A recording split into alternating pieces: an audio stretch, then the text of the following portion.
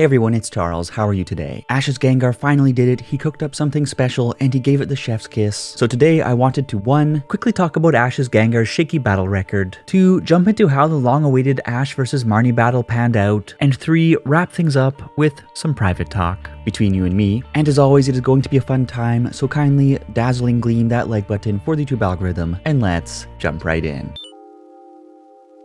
One point of Pokemon Journeys that has rubbed many fans the wrong way ever since episode 18 has been the treatment of Ash's Gengar. As a fan favorite, people expected Ash's Gengar to deliver big alongside the likes of Dragonite and Lucario, but that simply has not been the case. I mean, its battle record does the talking. A draw against Ash's Pikachu and Chloe's Yamper, a victory over Team Rocket's Dusclops, a sanctioned win over Viscay's Raichu, an absolute bum blast courtesy of Viscay's Electrode, a pretty weak performance against Karina's Mienshao, followed up by an absolute slap to the face from Karina's Lucario, a halfway decent struggle against Volkner's Luxray, but a game-ending smack to the jowls from Volkner's Fan Rotom. And, well, we will talk about today's outcome in just a moment. Removing the unsanctioned skirmishes from the equation, we can see that from episodes 18 through 98, Gengar's only victory in a World Coronation Series match was against Viscay's Raichu in its very first battle, and after that, it got donked, and donked again. And the only notable thing it did in sanctioned battles during this long slump was to put key damage on the board against Volkner's Luxray in the Volkner vs Ash Hyperclass battle, before Fan Rotom punched it into the dirt. Aside from these achievements, it has been almost entirely ineffectual in battle. Naturally, many fans have been upset with the endless bed sharding, but in Pokemon Journeys episode 99, Gengar brought a whole new bag of tricks to the table and presented us with an absolute spectacle. So let's talk about the Ash vs Marnie battle and how Gengar finally did it.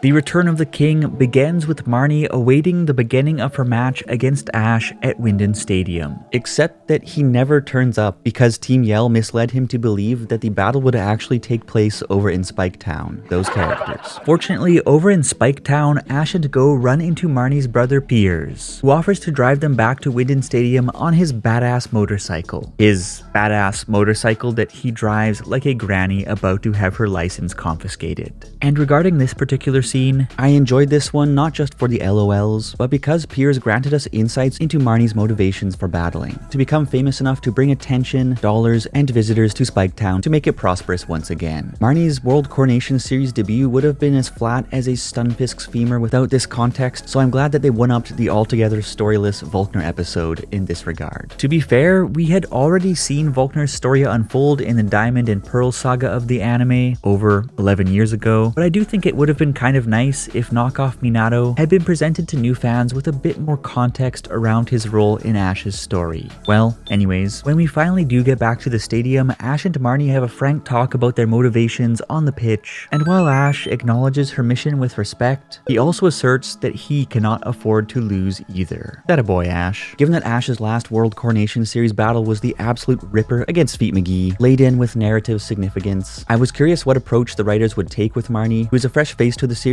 and had just one battle allocated to her. The gist of it is that instead of a strategically intricate 3 vs 3 battle, we got a 1 vs 1 slugfest, and I had hoped that with the Volkner and B battles breaking into 3-on-3 territory, we would not fall back into these 1-on-1 duels, but alas, here we are. Any hoot hoots, with Ash ranked 36th and Marnie 29th, the battle kicked off. Ash entered the fray with his unreliable Gengar, whereas Marnie brought Grimmsnarl out to play. And boy oh boy, Gengar finally got the performance we had been hoping for. Not only did Big G come into the matchup with the brand new Gigantamax form that it mastered with Alistair's help, but it also brought in 2 new moves, Dazzling Gleam and Sludge, which it put to use against Grimmsnarl with style and effectiveness. Super effectiveness.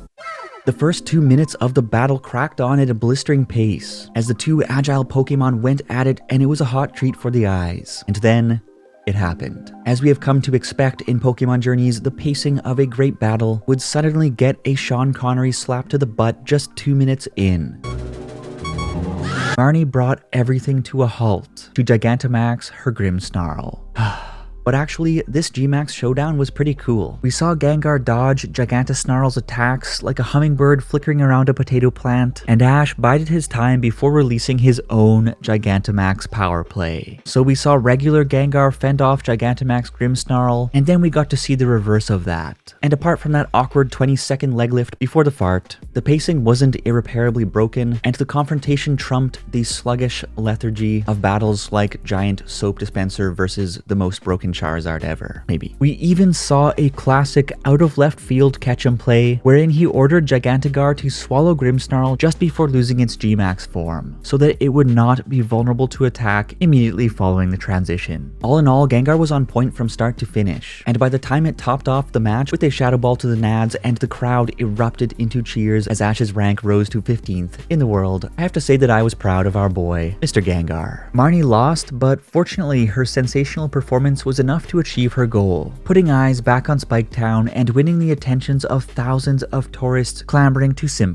to visit her in her hometown. Personally, I have never been a huge fan of the Dynamax mechanic as far as it is concerned as a narrative device in the anime, as cool as most of these creatures do look. And I also would have liked to see Marnie's brief saga unfold across 2 episodes, to make the narrative more, holy smokes, Marnie is awesome and I would hate to see her lose, then, oh, okay, I guess Marnie just got checked off the list. Now, who's next? As although the one-off battles are entertaining enough, the reason battles like Ash versus B are so exciting is because they deliver a big narrative payoff rather than just the sparkles. That said, it was great to see our girl Marnie in action at long last, and yes, finally, the Purple Panther did it. That is to say that it redeemed itself from 80-odd episodes of mediocrity with a banger of a win that pushes Ash much closer to a spot in the Masters 8. But how about you? Did G-Max Gengar live up to your expectations? Who do you think Ash's next opponent will be? And are you a Marnie simp? I'm curious what you think, and as always, let's chat.